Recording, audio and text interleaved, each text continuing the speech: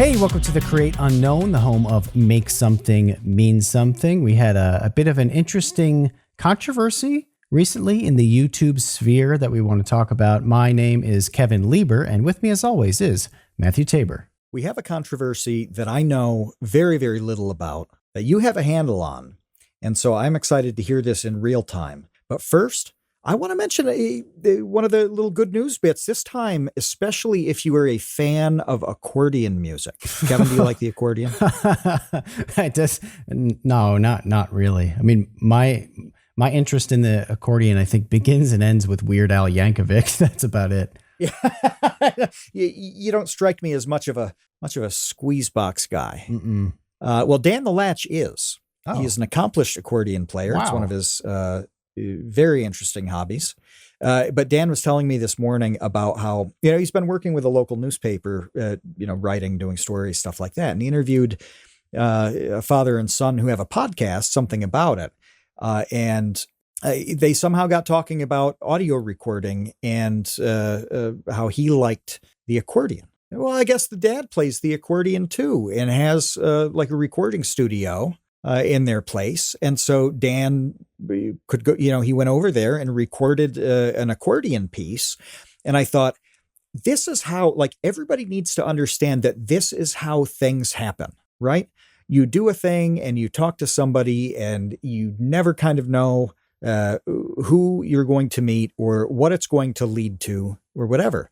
And because you can't ever plan this and you can't figure it out. And if you do, and you're trying to angle for this certain result, it's super weird. So all you do is like go out and do things. And then, stuff happens. It's not a very precise way to put it, but that's the point. You don't know what's going to happen. And so Dan, the weird accordion player, goes doing his actual creative job and then ends up, as a result, a few steps down the line, recording a fantastic accordion song. Yeah, hopefully it's the first of many. I love that it's the accordion because it's so unlikely that it proves your point. It's like impossible to just facilitate that kind of connection. It's just totally so obscure and random that it could only happen through happenstance. And that's why it's great. Yeah. And it's good too. I've heard it. He sent it to me and it's really impressive. Like you can tell that it was well recorded and produced.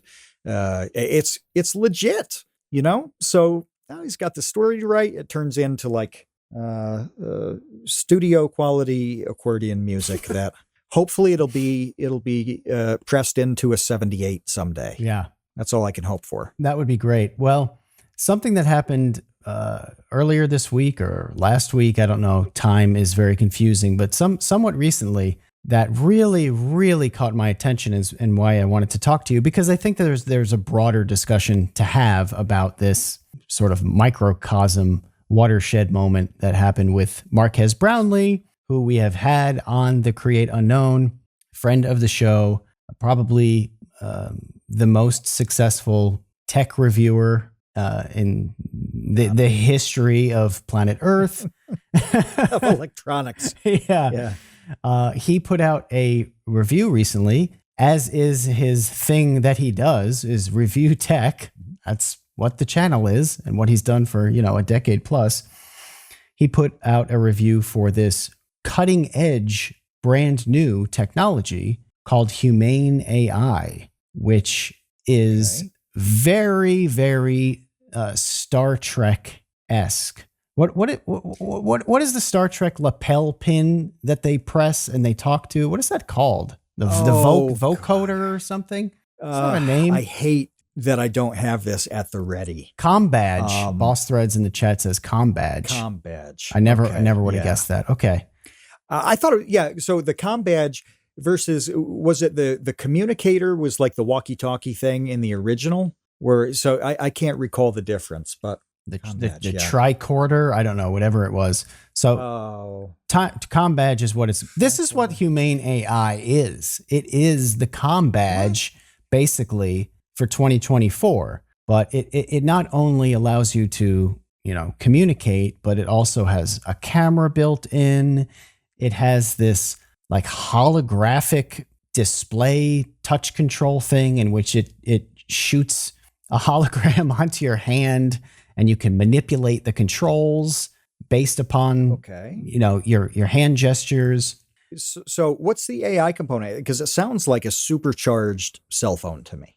Yeah, well, it's a virtual assistant too. That's really, it's a Siri. It's all of that stuff squeezed into a very small square that you attach to your shirt or your jacket. Okay. Oh, it really is that little. It's not a unit of sorts like a cell phone would be that you'd hold in your hand. It's that comm badge sort of thing. Yeah, no, yeah. This is what I'm saying. It's like the Star Trek comm badge. It is a small wearable square that you put on your jacket, and that's it. There's nothing else to it. There's not a cell phone that it attaches to. It actually doesn't pair with any smartphone at all currently, which is part of Marquez's review.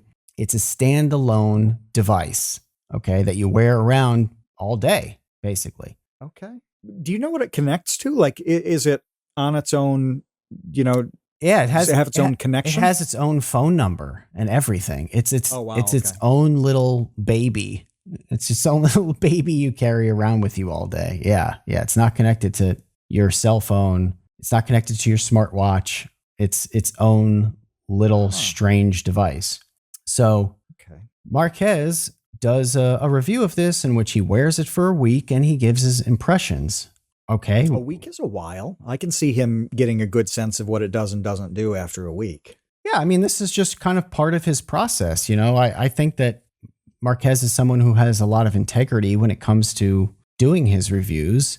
And, we can get into a little bit more of that later, but it's not like he reads some specs on a press release and creates a 20-minute review of what his thoughts are on what the device does.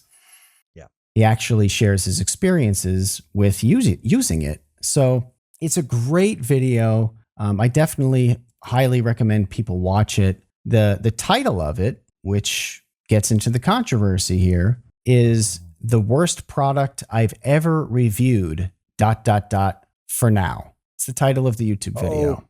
Okay. That's clickable. That's interesting. I clicked it. I found it interesting. Yeah. I mean, it worked. I want to know what the worst product Marquez has reviewed for now. Guy who has reviewed thousands of products. So not long after releasing this video, a tweet went out in response to this that set off a bit of a firestorm that a lot of people were talking about, not just in the Twitter sphere, but articles written up on, different tech blogs. And it really had ripple effects across all of the people interested in tech reviews, like writ large. The tweet is by someone named Daniel Vassallo. Now, this is not someone who I'm familiar with. I don't know who Daniel Vassallo is. He has 167,000 followers. So it's not like this. Do you have the tweet up? Yep. Can you throw that in the episode chat?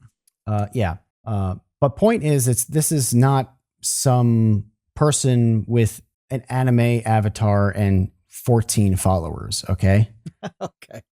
This is someone who a lot of other people have deemed worthy of following and listening to. Give me a second here so I can send it to everybody here in the chat.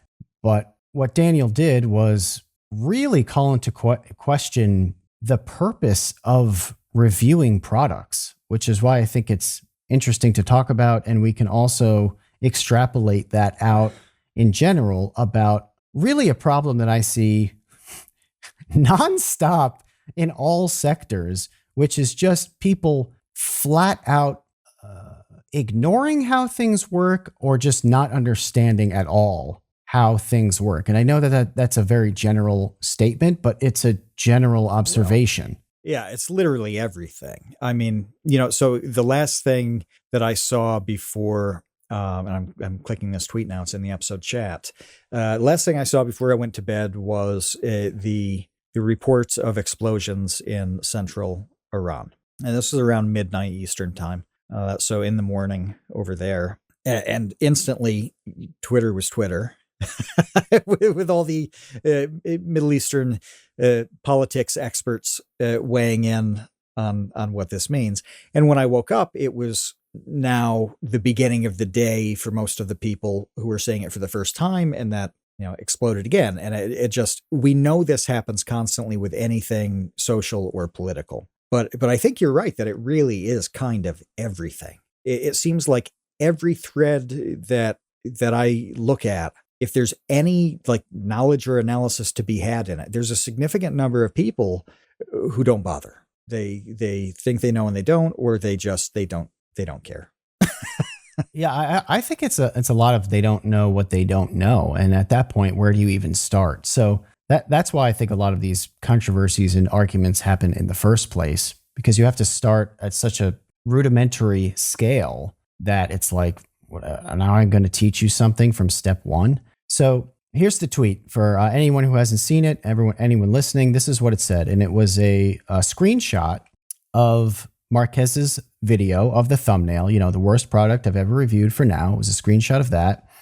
And then here's the commentary. I find it distasteful, almost unethical, to say this when you have 18 million subscribers. Hard to explain why, but with great reach comes great responsibility. Potentially killing, hold on, do save your groan. I'm not done yet. Potentially killing someone else's nascent project reeks of carelessness. First, do no harm, isn't that a Hippocrates quote? Who came up with do no harm? Yeah. I mean, that's a medical quote. The main guideline there. Yeah. But okay, that was the whole. That was the whole initial reaction. Yep, that was it. His problem is that he's heavily criticizing something right now, as opposed to celebrating the fact that it's a step on the path of something great. It's the framing of it is that he's got a problem with. Yeah, he's saying that. Well, he's saying a lot of things actually in this tweet. One of which is that when you are someone that a lot of people listen to, you have a greater responsibility to all of those people to basically lie to them or not overblow your criticism of a project that could cripple it, I guess, unjustly. Right. It would definitely stall something like as simple as, is it probably, what day did this come out? A couple days ago, Monday. Okay, it probably is harder for whoever makes this product on Tuesday to get investment than it would have been on Sunday. Mm-hmm. So I get that part. But you're right that a lot is going on here that I didn't fully appreciate when I heard you say the lines. I cringed because of that awful Spider-Man line. I hate that. I hate that reference, the great responsibility. Jesus, it's the worst. But the concept of responsibility in this sense, that's a big deal. That's its own huge discussion, isn't it? What is the responsibility? To whom does Marquez have this responsibility? Okay. What jumped out at you as being a problem with this? Well, first of all, the Spider-Man quote is really a Bible quote that they turned into. I haven't seen that movie. Oh, you haven't seen the Bible? Yeah. It's pretty old. So I know you're not really into old movies, but I only have 2 films on DVD that I have acquired for personal use. Do you know this? And can you name them? I think I can. Well, I'm going to guess. My guess is the 10 Commandments and Ben-Hur. So it's the 10 Commandments, but I got a second one just the other day. Oh, okay. Do you know what it is? You own it? I own it? And you own the same DVD. We both like the same movie? I haven't watched it yet, but you've watched it. I don't know. I don't know. I own 2 DVDs that are not for work. One of them is the 10 Commandments. The other is Onyx the Fortuitous and the Talisman of Souls. Oh, that's right. Yeah, shout out to Andrew Bowser, who we had on the podcast. We both got our Onyx the Fortuitous Kickstarter bundles recently, which was very, very exciting. I'm excited about the shirts. They look fantastic.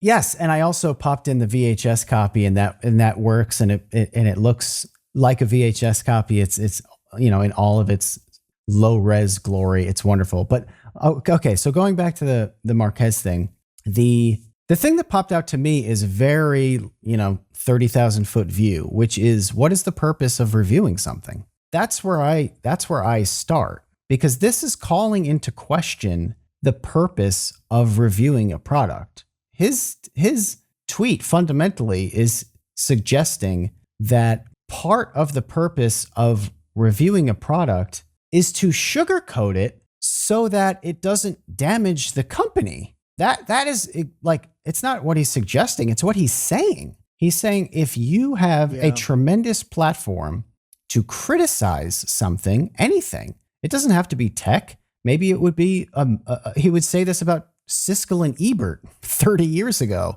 that they have a responsibility not to nuke TriStar Pictures or something. It's the same concept. If you have a huge audience who listen and trust your opinion as a reviewer, then part of your job is to protect the company whose item you're reviewing, because it could cost them their jobs. It could cost them funding, like you mentioned. It could cost them to go out of business because you said it sucked. And that's a major part of your job. I have a more charitable interpretation of this. This is like the rare time where you are going to go harder on something than I will. Okay. But I'm prefacing this by saying, I think that what you were saying is exactly what this guy meant. I think that he's saying you're destroying lives, and that's a bad thing. 100% right there. If I were to interpret it charitably, I would say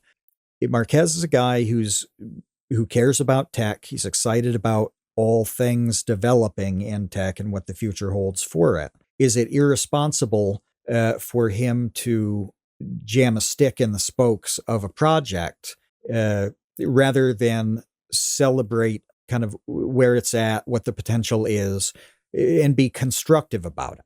Okay. And I do not like the concept of constructive criticism because I don't think it's real. I don't think it's an actual thing. But there are two ways to interpret this. One is the right way, which you just did. Mine is the polite way. Like, well, maybe he meant this when he definitely didn't. But I also think he's wrong about that. But who are you doing a review for? That's the important thing. And there's a different conception of who that is and why. I think that if he went hard on this device, that is the best possible thing that could happen to the makers of the device. Now, you and I have together poked around a lot of failed tech over 10 years. We've looked at a lot of things that were good ideas that either turned out not to be good ideas or they had serious developmental problems along the way. We spent a bunch of time talking about one of those today. So we're familiar with thinking about this. In almost all of those cases, it would have been incredible for the people responsible to be pulled aside 5 minutes into the whole process with a laundry list of the critical failures that they needed to address before they spent 10, 12, 15, 50 years and thousands and millions and billions in some cases of dollars playing around with something that sucked. So if it damages a company, damages an idea here, you can look at that two ways. It's a setback. I'm sure whoever is excited about this and running the show, their heart dropped into their socks when Marquez's video popped on the feed. At the same time, shouldn't they know? Shouldn't they know the reality of where their device is at? I don't know what you've been sipping, but you've got it all wrong. It's time to commit to the Leaf. We've embraced the smoothness and surprising pick-me-up that tea provides. I literally drink it all day long, nearly a gallon a day, and it powers me through research, script writing, and forums on websites that I refuse to name here. But we don't drink normie NPC tea. We drink cultured and refined anime tea from the Dragon's Treasure. Kevin still likes the gunpowder green called Space Cowboy, and I've sampled nearly 40 Dragon's Treasure teas at this point. Lately, I've been slamming black teas like Kentucky Bourbon and liquefied Berserk Despair. Scottish Breakfast is deep and peaty, and I smooth it over with Sebastian's Morning Earl Grey, which has the best vanilla cream taste I think I've ever had in a cup. Give me a pot of that with a hot meatball sub from Sal's Pizza and Brooks Barbecue Chicken to wash down my last meal on death row. I highly recommend the sampler packs. You'll want to try everything just like I did. I literally have not had one tea that I wouldn't be happy to reorder.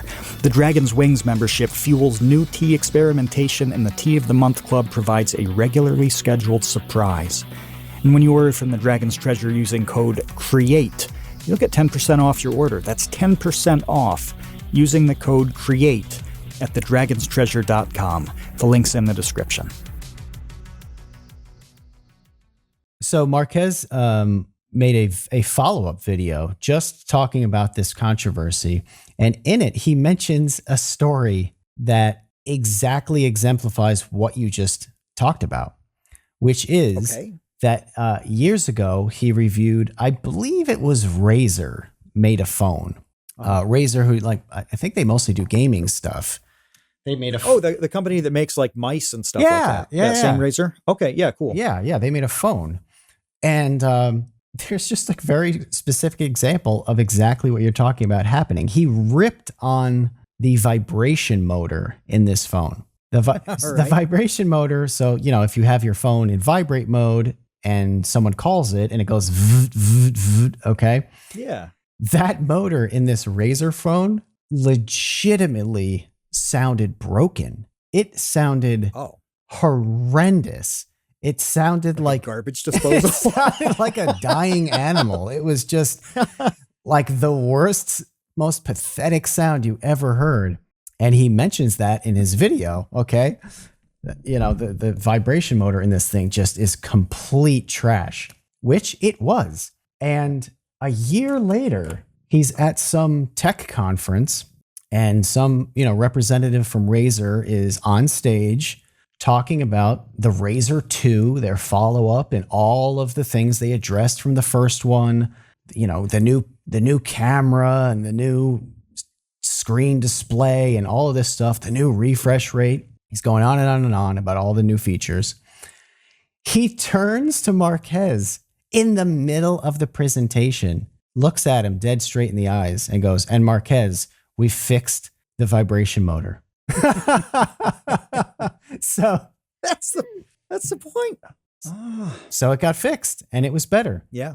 But yeah, I mean, the main thing that, and the reason I don't give this guy any charity in what he said is that he uses the term reeks of carelessness in reference to Marquez's review. Reeks of carelessness. That is a terrible and damning thing to levy on someone, that you are reeking. Your body stinks. The stink lines, the cartoon stink lines are coming off your body that represent all of the carelessness that's pouring out of your orifices when you make this video. Marquez is a pig pen.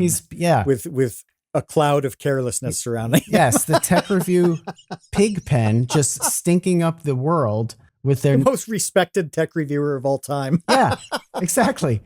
Meanwhile, he does so much of what you're suggesting, and I think a lot of what this guy hoped for in his review. If you actually watch the thing, if you're not just responding to the title of the video, and you sit down and you watch the 22-minute or however long it is review, he is incredibly careful with how he talks about the thing, including. Well, in the title, it says ... for now.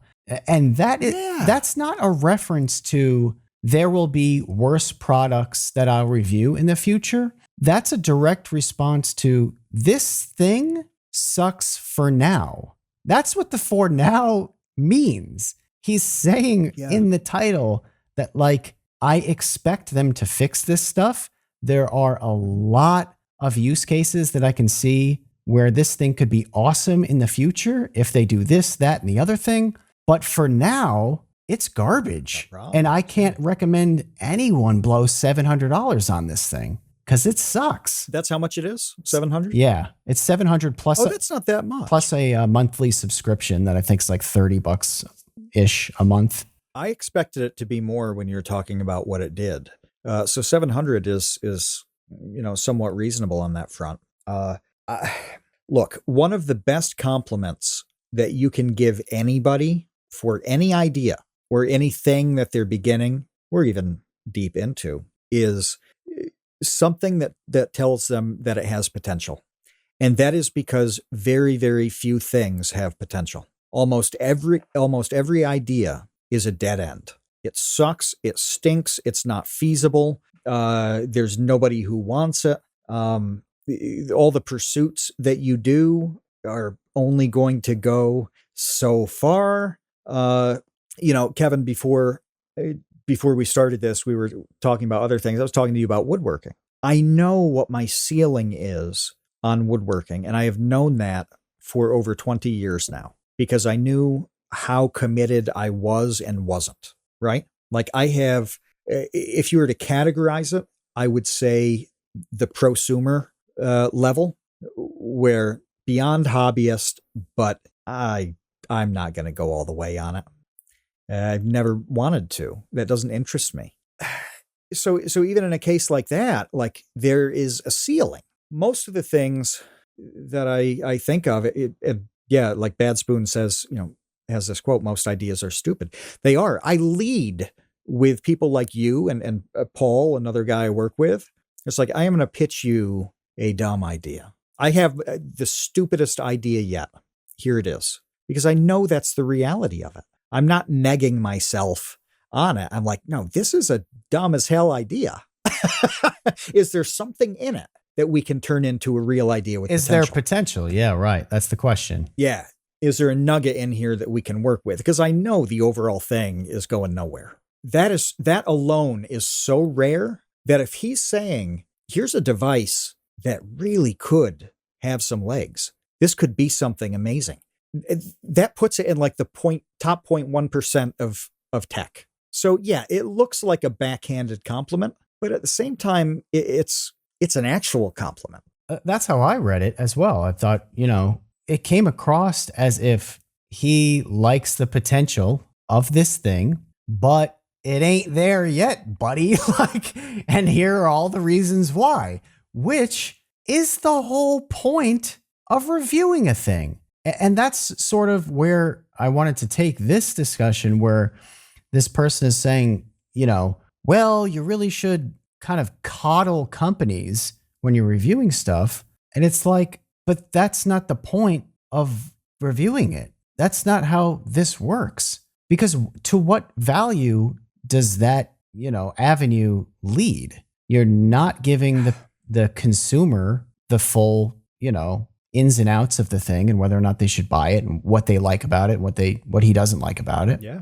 Yeah. And then, like you said, you're also supposed to act as like a surrogate PR representative for this company that owes you nothing and you owe them nothing. What world do we live in which someone thinks that you should act that way when it comes to your job?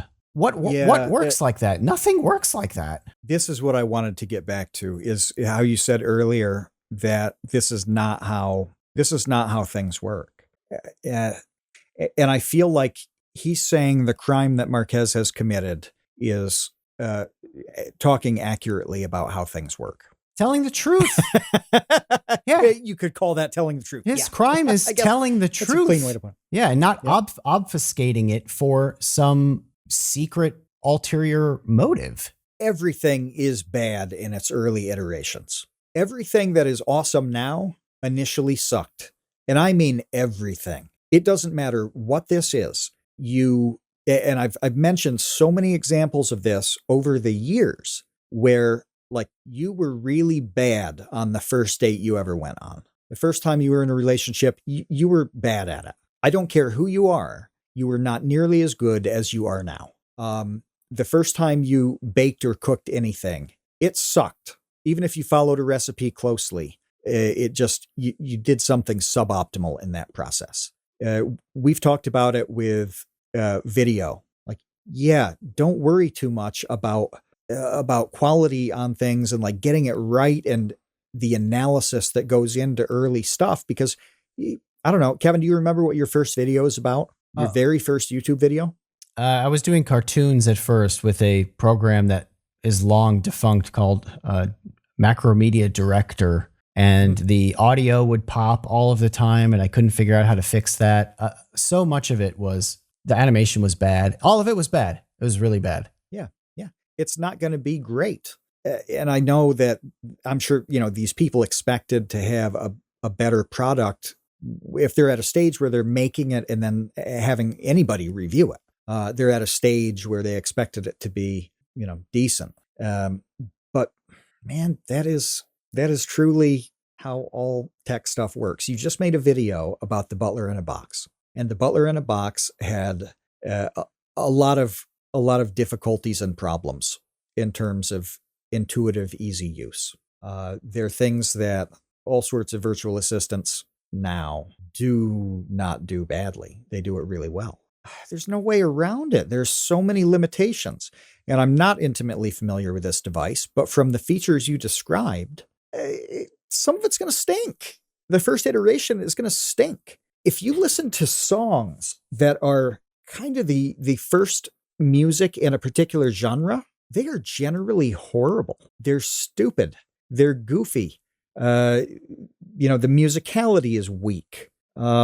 What we think of as being the classics of a certain genre, they're not like, the opening salvos of quality. It's like, no, it's like the first stuff that was really good. And there's a big difference between the first stuff and the first stuff that was really good. All right. I'm thinking in terms of like, Kyle Gordon has done some songs that like send up classic genres, things like old calypso songs and whatever. And what I love about his songs is that the lyrics are weirdly accurate. When you go back and listen to songs from that era, oh my God, they're so dumb. The topics of the songs are really stupid.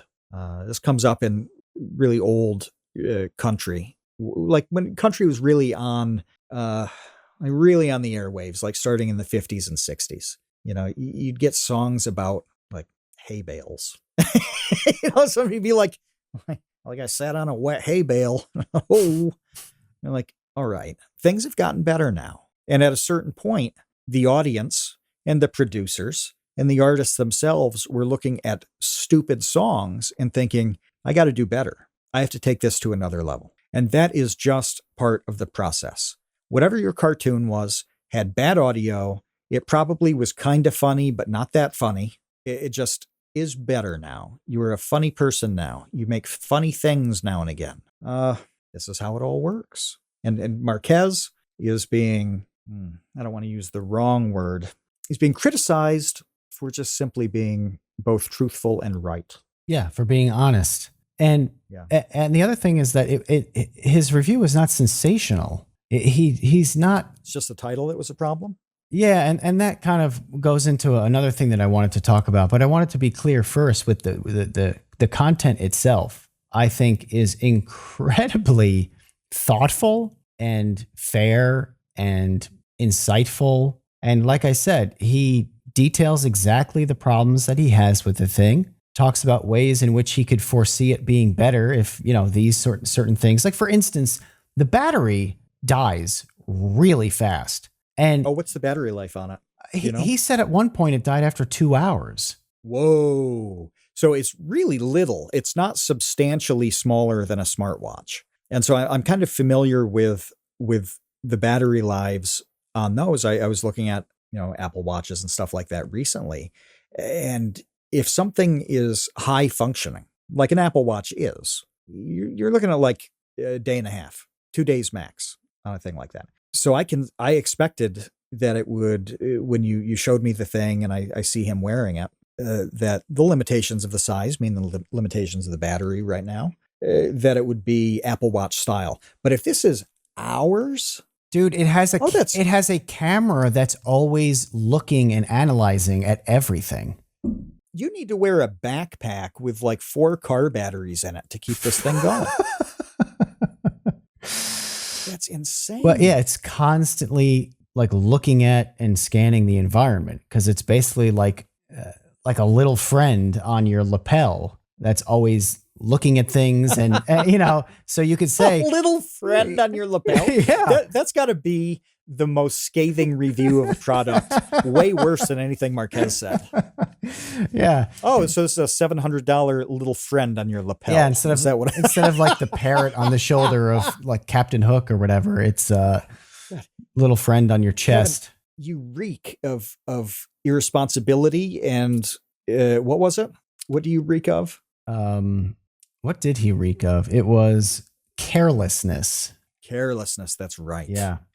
Also, that's a really weaselly way not to say that someone is behaving recklessly and negligently. So when you read that line about, you reek of, I've forgotten it again. Carelessness. That's how forgettable carelessness. How forgettable this line of criticism is. You reek of carelessness. Well, that's a suggestion more than truly calling somebody out. If I say that you have behaved negligently, maliciously, you've damaged these people, those are actionable words in a sense of pushing back on them. And he certainly worked very hard to make sure he wasn't going to put any of those words on Marquez, probably for liability's sake. So I get a real greasy sense from the word choice on that. Yeah, I found the whole thing to be really greasy. So I wanted to establish that I think the video, like to criticize this video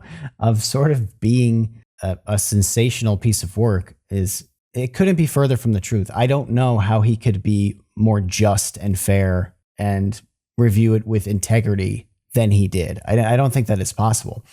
So the only way to satisfy this guy, like I said earlier, would be to lie. It would be to cover up the truth. It would be to cover up his actual thoughts on this thing. That would be the only way to get to the result that this person is suggesting. There was also some kind of follow-up from the guy regarding specifically the title. Okay. So that's why I wanted to talk about the title a little bit. But I also think that this allides into the discussion of not understanding how things work, because Marquez is a YouTuber. He's not Reader's Digest. He's not what's the JD Power and Associates that give all the car awards. He's not JD Power and Associates. He's a YouTuber.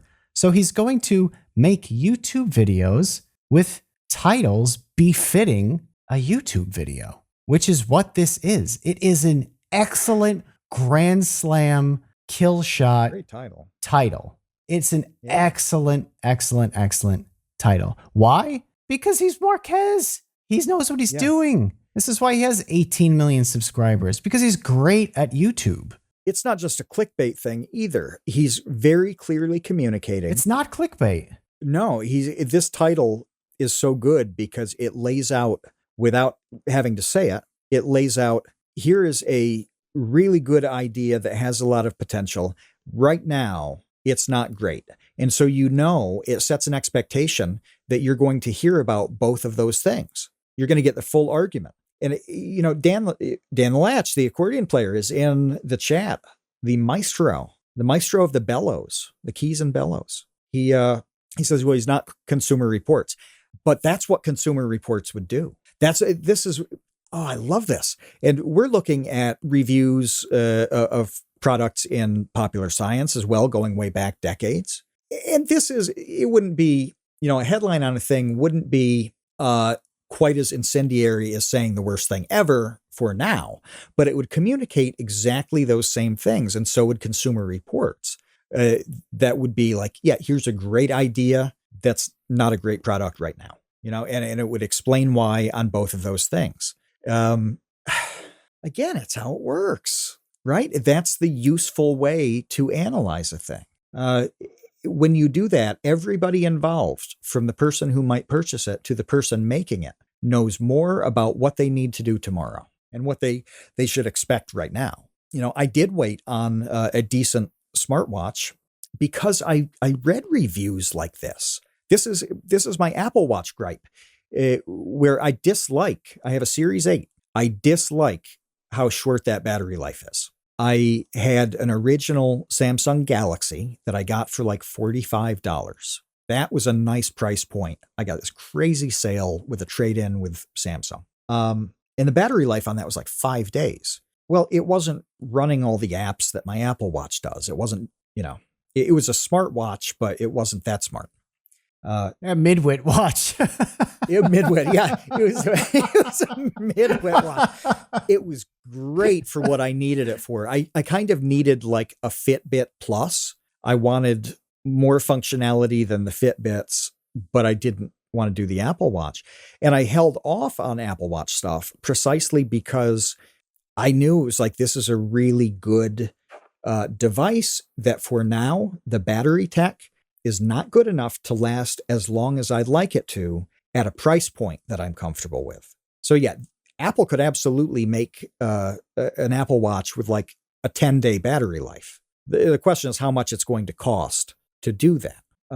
So I waited, and now, the 9 is out, and that meant the 8s went on sale, and I got a nasty deal on that, and it made sense. But I had the right expectations because I'd read stuff like this. I'd seen so many tweets and articles and whatever that were kind of like, yeah, the Apple Watch is great, in theory. Right now, you got to charge the thing every day. And I was like, oh, okay, well, I'll hold off. Well, probably Apple had a sense too that our massive consumer base, here's a portion of them who value that battery life over the crazy functionality. I got this coincided, Kevin, with pretty closely with us beginning with popular science. That was because I knew that I was going to be spending more time at the desk, and therefore I would have a lot of easy, seamless opportunities to keep it charged. Mm-hmm. Well, there's another really big thing with the review thing that has to be said, because it seriously, again, it goes to like the how things work theme, which is a major problem. Now, anyone who knows gaming and is into gaming knows that I'm sure this happens in other spheres. It definitely has been a point of contention in gaming, and a very notorious one at that, which is these websites who give these game companies great reviews for their games because they're in bed with the companies. They're in bed. Yes. They get opportunities. They get exclusive access.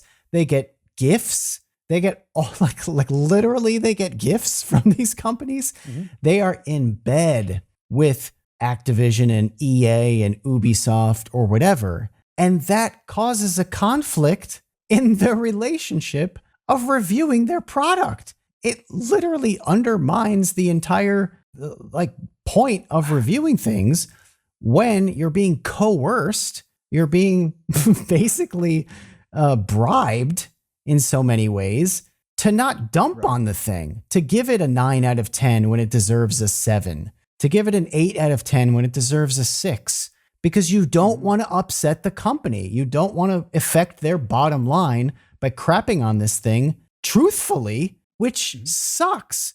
And that is, who wants that? Who, other than, I guess, the company who's, schmoozing them and paying for the good reviews. Of course, they want that, but that's it.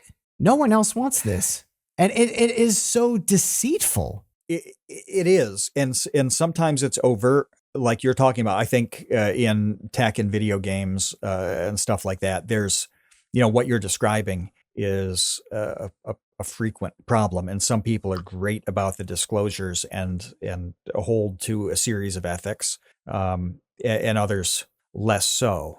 YouTube's insane with that because you don't always know why somebody is making the video that they are. But this is actually a built-in problem with journalism that has existed for hundreds of years. This is probably the biggest balancing act in journalism, because so imagine you are a local reporter and you're reporting on town meetings and like school board meetings and kind of small time things like that. So if you go to a school board meeting and the next day you publish a piece that rips somebody, something that's up for a vote, or the way somebody answered a question on this, they're not going to talk to you. You cannot interview them again. They're not going to want to. People who are tight with them, they're not going to want to talk to you. If you are very critical of a thing or you deal with anything that's uncomfortable, your sources dry up. And this is the balancing act. How deep do you go? How hard do you go while still preserving access? All right. This is why the journalism movies, especially the ones that are very, very good, 100% of them are about uncovering some giant scathing problem. Or, sorry, I mixed things up. Some giant problem or doing some scathing review of a thing, of a company, some expose on a company that's destroying the environment, whatever. Because in that scenario, they know that this is the nuclear option with that story, that they're going to burn every single bridge, but the gravity of the story warrants that action. Okay. Or the video is about like, this isn't exactly journalism, but like Aaron Brockovich, if people remember that movie. This same thing kind of comes into play with lawyer movies as well, where somebody's like operating in the shadows. They are this WikiLeaks-ish kind of person who's known for being that rogue type. So from the outset, they don't have to do that balancing act. And then you get to tell a great story in a book or a movie about a hyper interesting character who, for one reason or another, gives no Fs, or the story may be getting them to the point where they are that person. That's its own thing, where they realize they have to do this. That's their hero's journey. But for everybody else who desperately wants to stay employed, and that is an increasing concern in the journalism industry, especially in tech and online media. If you play that balancing act wrong, you are going to suffer. And it is much easier for you to maintain access by glossing over the negative, glossing over the problems, and throwing them a bone now and again so that you can continue to be a journalist, than it is to tell the absolute truth. Well, Marquez can do what he wants. He can tell the truth. He can make a video just like anybody else on YouTube. They don't have to play this game. That's what I love about the platform, is that you are not beholden to that same bullshit that influences everything from a local write-up about a school board meeting to what you're going to write about an Apple Watch. They don't have to play the game. Marquez doesn't have to play the game. He didn't in this case, and he did what is very responsible. Here's all the problems that I see. Here's all the potential I see. That's reality. That's reality. And if he was more responsible in the sense that Daniel the Greasy would like him to be, I can't remember his last name. It starts with a V. Since I'm thinking Greasy, his last name must be like Vaselino. It is Vassallo. Vassallo is Vaselino now. Mm-hmm. Very, very greasy. By the way, he does a thing called Smart Bets, which is actually really cool, where he encourages people to do a thing that's going to make them like $1,000. Okay. And the idea is getting people on track with a small kind of entrepreneurial type project, whatever, that is manageable and going to be a win. And that is the first step in a journey toward something very big. That's really cool. I like all of that. But yeah, anyway, think about what things would be like if it were all like TV, if it were all like YouTube, where everybody was telling the truth all the time and they were giving feedback, real honest feedback all the time. And they weren't doing that dance of like, how can I crouch this into what is constructive and useful and best for everybody? Now, when you start to see and read things, you will see this difference. You will see the difference and you will wonder, what would this story be if that dynamic were not a part of what's happening? It is harrowing when you pull on that thread with all things. Sorry, we just got a message. You pull on that thread and start to think about something as big as like an international politics thing. I mentioned whatever is happening in Iran and in Israel, whatever. Well, if you rip on Israel or you rip on Tehran, well, there goes your access. Somebody in the Israeli government is not going to pick up the phone when you call if you have obliterated them the day before in your story. So how do you balance this? How do you do this? Well, that's the question. What happens is how should Humane AI balance it? How should Humane AI respond? Because don't you think that they have an opportunity to embrace this and talk about all of the ways in which they're going to fix every single pain point that Marquez brought up to make the thing lighter, to make the battery last longer, to make the AI quicker? There was really a long list of problems that he had with the thing, but all of those problems seemed fixable. Do you know what a tremendous opportunity is? Let's say I get one of these devices. I make a video about how much it blows. Again, I'm not familiar at all with it. Maybe it's great. I don't know. I make this video. Who cares? Nobody cares. This is of no value one way or the other to Humane AI. Do you know what an opportunity it is for them to release a V2 that says, we custom tailored this so it will be exactly what the best and greatest and most respected tech reviewer in the world thinks it should be? Right. Yeah. Oh, which do you think is more beneficial for the company? That thing you talked about with Razer, that's a power move. That's amazing. It's like a tacit endorsement to say, this guy who's at the top pointed out a problem and we did it. We fixed it. Yep. This is exactly what we did. This guy who is the best sees it one way and we met that vision. That's a big deal. What would you do? What would you do if this were a review of Vsauce 2 back in the day? It's like, this is the worst channel I have ever seen on YouTube for now. Well, the for now thing is such an open water to to navigate and to sail and to explore. That's the thing that kills me. And and when you mentioned earlier about potential, it's like, if there's a for now, there's hope. You're giving me hope? Thank you. That's wonderful. I need hope. I need a guiding light. I need that lighthouse to, sail towards. And now they have one. They have a roadmap. He just gave them a roadmap for how to make this thing. And the other thing I really, really wanted to mention that Marquez mentions in his follow-up video, which is why I wanted to talk about it, is that this is a very much a don't kill the messenger situation. He didn't phrase it. He did not phrase it in this way, but this is what he meant in my opinion. You are shooting the messenger, okay? I'm the messenger here. The product is the problem, okay? I didn't make this product. The product has these problems whether or not I talk about it. So if you're saying that the messenger is killing the company, well, the messenger can only relate what's wrong with the product or what the product is.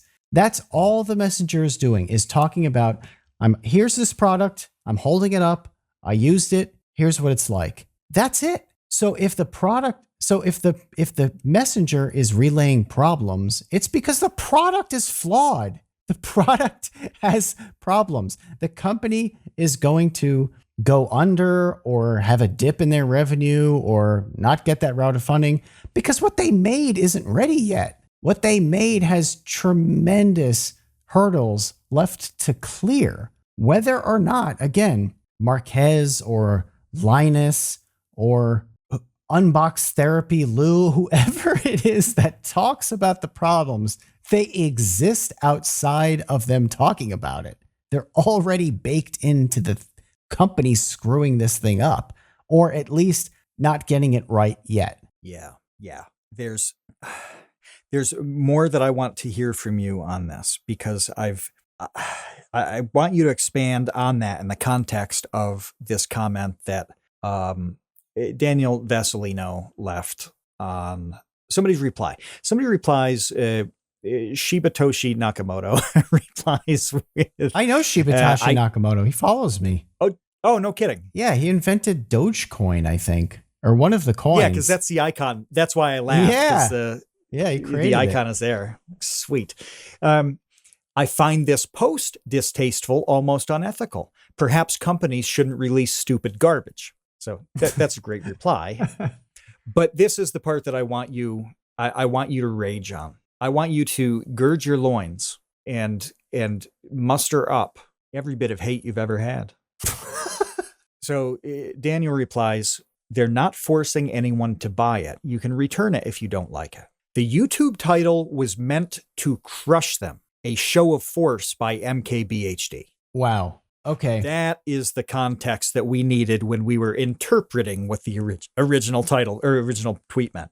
Yeah, there's nothing left to interpret. This guy is 100%, first of all, mind reading. Okay. He is fantasizing about what's inside Marquez's brain to use as an impetus to create this video. And that fantasy is that Marquez Brownlee is a malicious person who made a video with the sole intent of crushing this company. Now, that is quite the accusation to levy upon Marquez with absolutely no evidence whatsoever.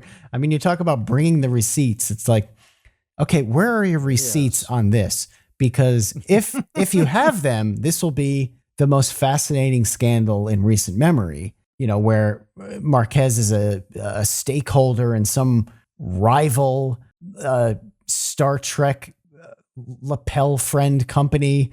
he's out to destroy Humane AI, with evil intentions in his cold, dark, evil heart. That's just complete fantasy. And there's nothing else there's no other way to describe that this guy is mind reading Marquez and suggesting he is an awful, evil person. I'm going to go deeper on this.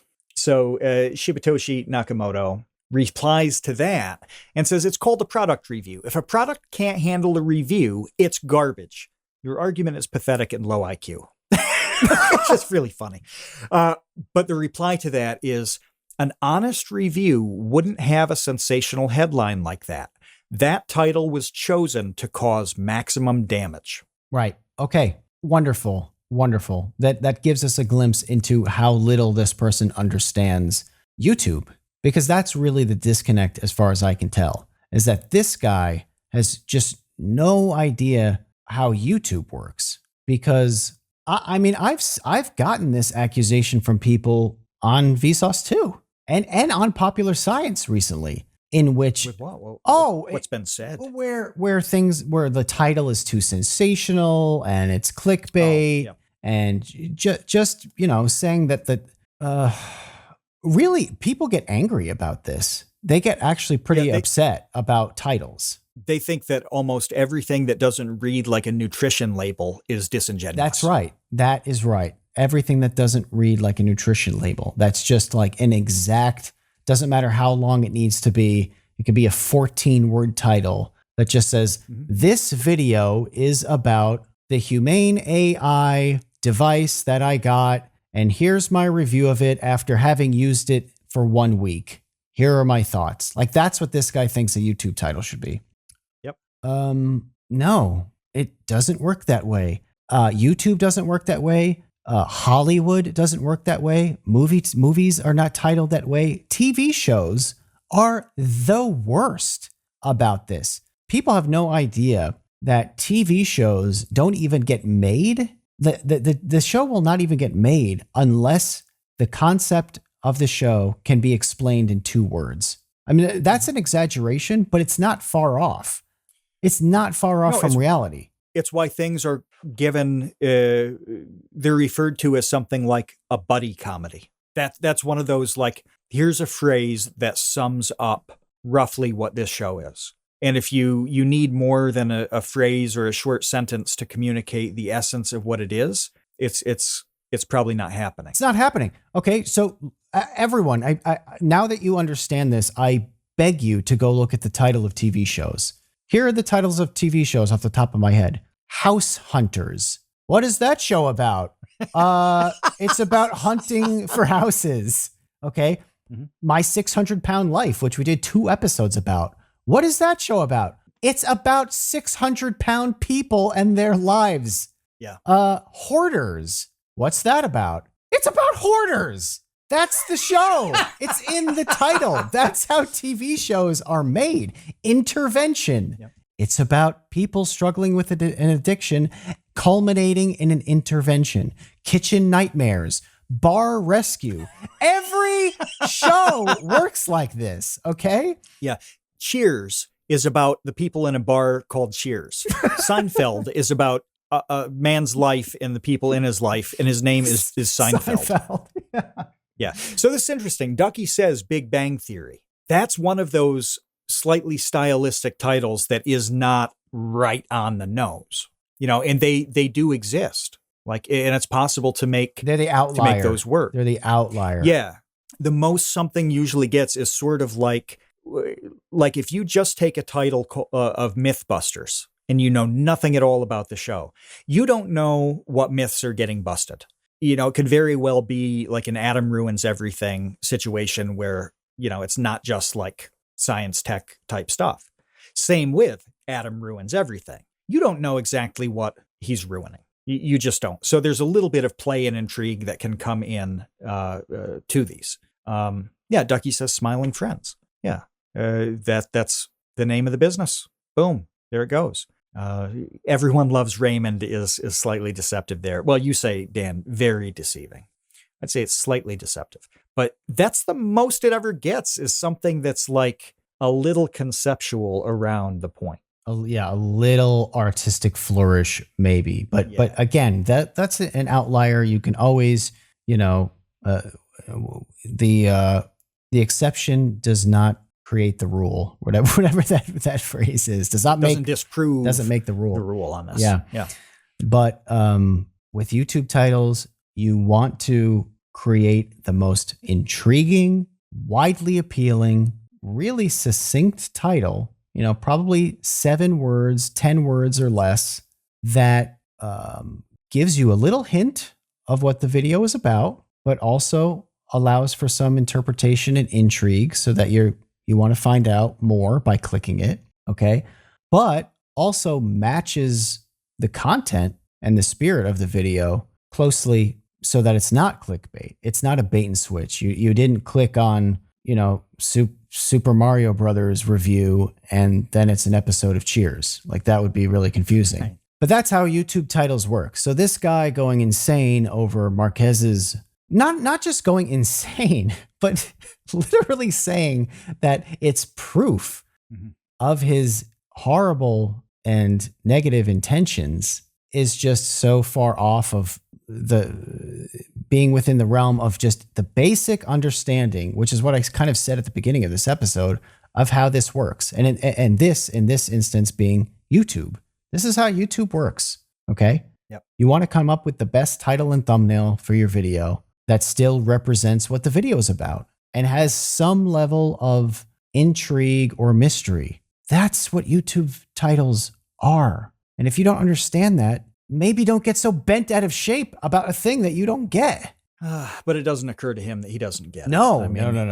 So he thinks he 100% gets it and then invents the crime that Marquez has committed within this guy's own set of rules.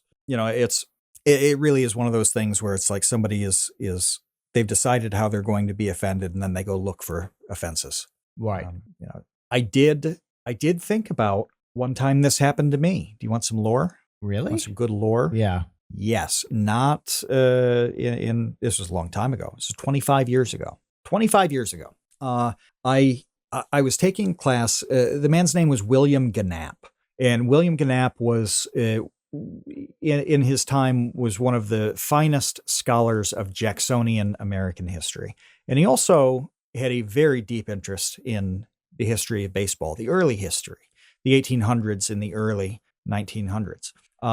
I'm taking this class with William Gannap, and I wrote a paper, and it was one of those like see me after class kind of things. And when I did that, he was not a blunt or cruel man. It wasn't like that at all. So what I'm paraphrasing here was said in a very honest, polite way. But his point to me was, from talking to you, I know that you know this material because I'd gone to office hours and talked to him about a lot of things. But you write so badly that it destroys that. All that you know about this is almost irrelevant because you are not good enough at writing. And you need to know this because I know that you come from a small rural kind of school where you are almost certainly one of the better students there. And so you think that you're pretty good at writing. Your teachers are telling you that you're pretty good at writing. Your grades suggest that you're pretty good at writing. And in that, small pond, yes, you are. But here it's different. And you need to recognize that that where you're at with this is totally substandard. And I'm telling you this because you have the potential to be a great deal better. It was exactly what Marquez did. 25 years later, and I didn't feel bad about it. I wasn't embarrassed. It was strange how almost refreshing it was. It was like the only thing I'd compare it to is having a really serious physical problem or an illness, and you don't know what it is, and it's so frustrating. You don't know how to fix it. And when you finally get a doctor to give you the diagnosis, it might be a bad one, but at least like, okay, now I know what I'm dealing with, and I can figure out what to do about it. So it was a feeling of relief almost, and it was incredibly valuable to get smacked down like that, to get a reality check on who I was and who I wasn't, and who I could be. And I took both reading and writing very seriously after that, with a totally different mentality, much more analytical, much more self-aware, so that I could reach that potential. Well, hey, 25 years later, I have made a pretty good life, mostly by writing. And does that happen if William Gannap doesn't kick me in the metaphorical ballsack? No. I don't think so. I go on, and I've seen so many people too in college who are like, they thought they were brilliant and they were graded and told that as if they were brilliant, and they have done nothing of substance since. They never had that opportunity to make something great like Humane AI has now. Marquez has given them the opportunity. Maybe they were on track to make something good. He has given them the opportunity to make something really great. Now, maybe they can't. I don't know. Maybe they don't want to. I have no idea about how this industry works. But I do know this with writing and like brotherly and sisterly creative pursuits. You absolutely have to have this. And I saw this one more time. This is a much shorter story. The guy who really taught me writing, he had a lot of open office hours type thing. It was an open door all the time. And people would come in and just kind of talk to him. And this kid comes in, and I would sit in on all of these because I was like a teaching fellowish type thing. And so I'm sitting there, and this kid comes in and he's lamenting something. And in the conversation, he says, "My dad says that I talk stupid." And the guy's like, "Well, first, it's talk stupidly. And second, your dad is right."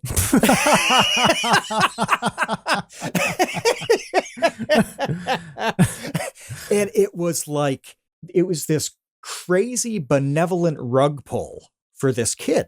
And it takes a certain temperament to embrace that rug pull. I'm lucky that I had it in my situation. This kid is lucky that he had it. And a responsible person in that teaching spot recognizes who's ready for it and who's not. You know what I mean? So it was an appropriate thing to say at that time. But this kid was like, "Well, what do I do about this?" And I remember that moment where he's like thinking, how do I even respond to this? It was so clear that he was like excited by the prospect of fixing this problem. I don't know what happened to the kid. I don't even remember his name.